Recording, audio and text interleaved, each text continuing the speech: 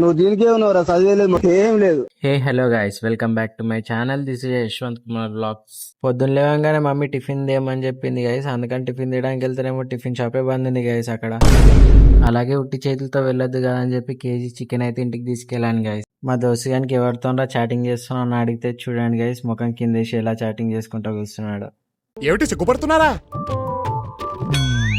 లడ్డు లడ్డు రే లడ్డు రే మొన్నటిదాకా రారా రారా అంటే కూడా రాలేడు గైస్. ఇప్పుడేమో పెద్ద పని ఉన్నట్టు హైదరాబాద్ నుంచి వచ్చేసిండు గైస్. వీడు పెద్ద మనుషులు అందరు కలిసి పెద్ద ముచ్చట పెట్టారు గైస్. చూడండి గైస్.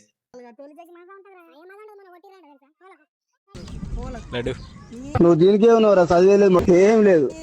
పిన్ని వాళ్ళది యానివర్సరీ కదా అని పిన్ని అయితే పార్టీ కోసం అయితే అందరి కోసం చికెన్ బిర్యానీ అయితే తయారు చేస్తుంది గైస్. చూడండి గైస్, బిర్యానీ టెక్స్చర్ ఎంత బాగా వచ్చిందో.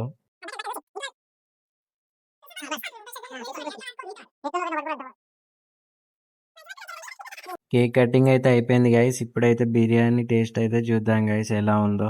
టేస్ట్ అయితే చాలా బాగుంది గైస్.